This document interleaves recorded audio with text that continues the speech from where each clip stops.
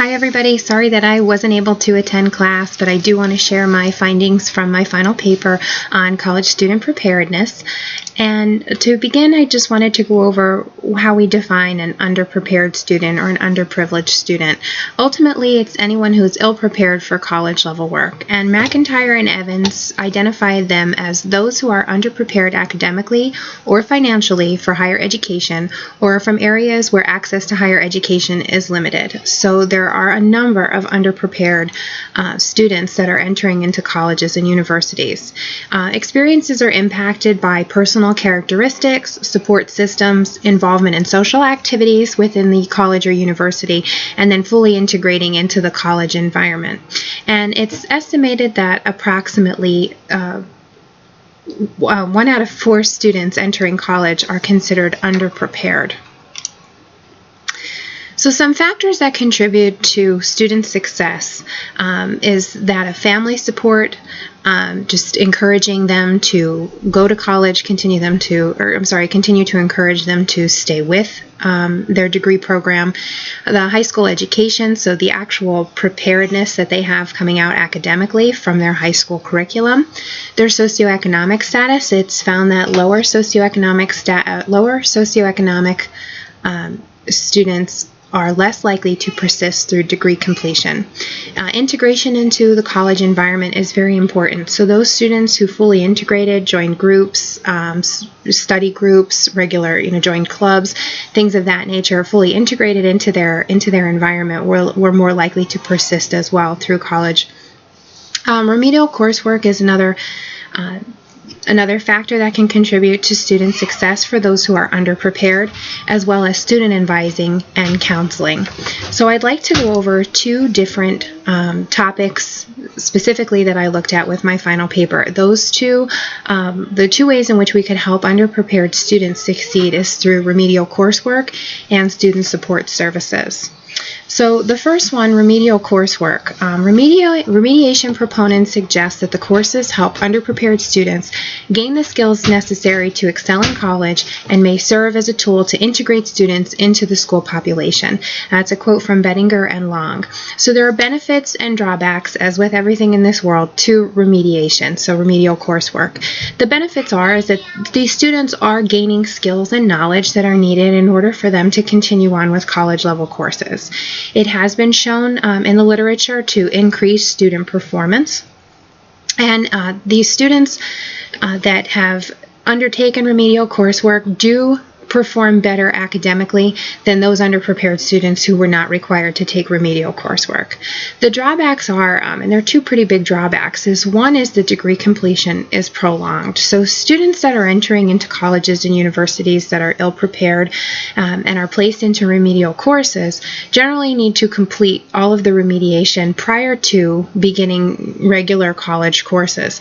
So with that being said, they're taking additional credits that may or may not constitute as post-secondary credits, so they may have to take them for non-credit purposes, or they may have to take non-credit courses rather, and thus prolonging their degree completion.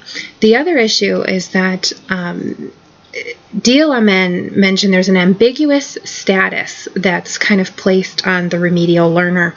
And what that means is that these students are entering into the college or the university as a remedial student, so they're unable to take college level courses, they're unable to fully integrate into the college environment, their degree program is prolonged, so there's a lot of things that are starting to stack against them, and therefore they're less likely to persist through degree completion.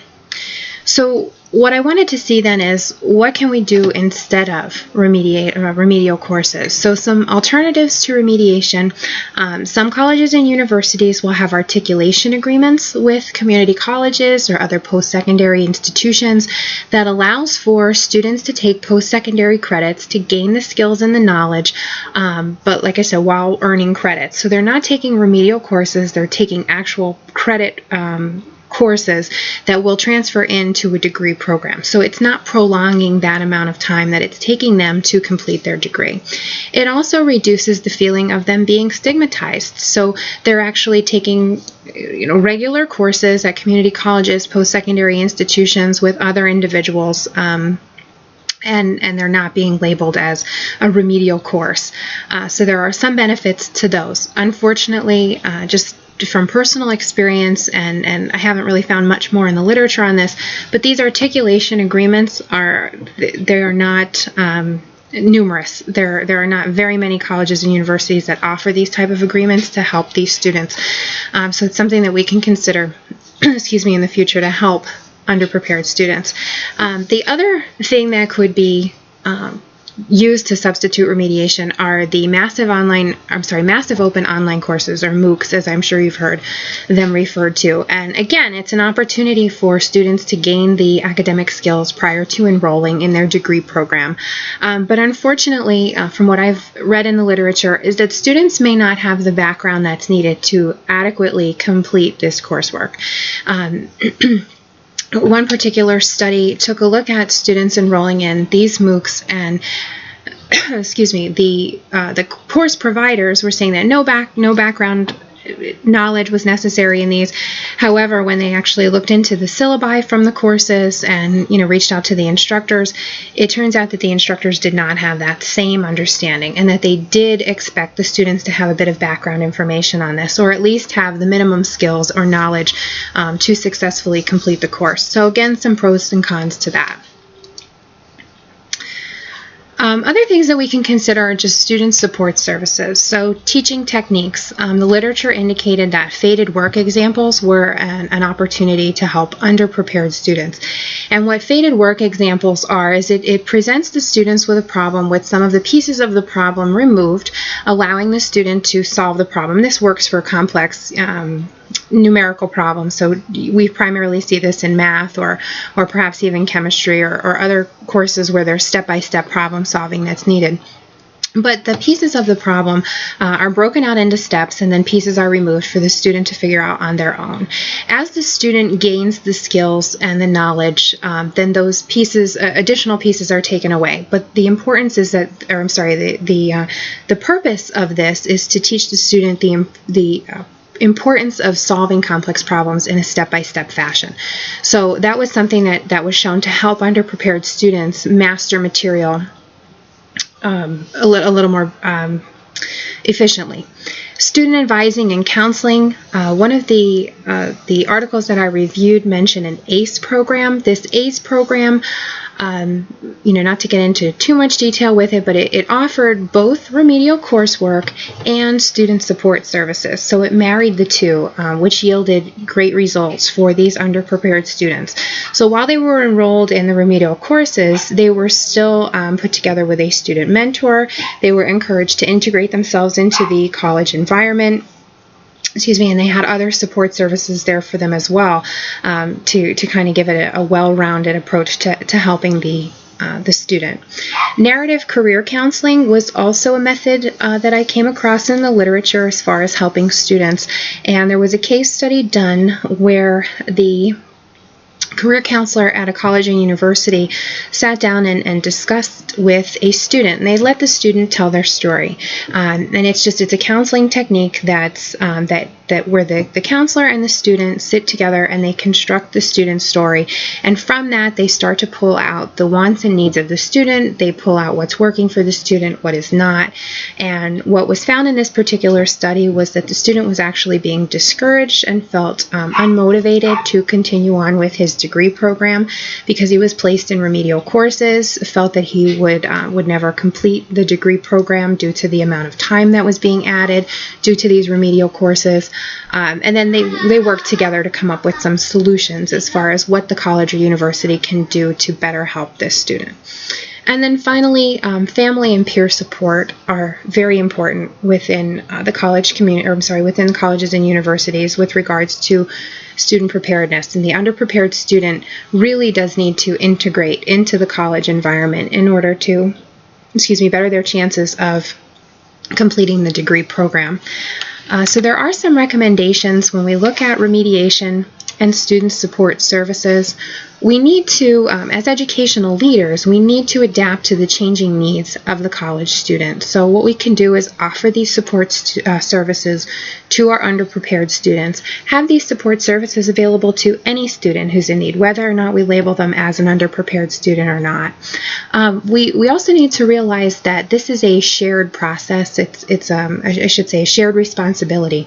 So not only is it up to the colleges and universities to take the reins and try to help these students, but we also need to reach out to the K through 12 educational leaders who can be reviewing the curriculum to make sure that students are academically prepared for college or for post-secondary education in any form at the time they graduate high school. Another item that we can do is provide counseling on course selection. So when students do come into the college, the university, post-secondary institution, someone can sit down and explain to them that these are the courses you can take. There's a sequence in these courses. So if remediation is needed or not, either way, proper counseling on course selection could help keep students motivated and provide them at least with a plan for completion. Including family in the overall college experience was something that was a common theme through the literature that I reviewed.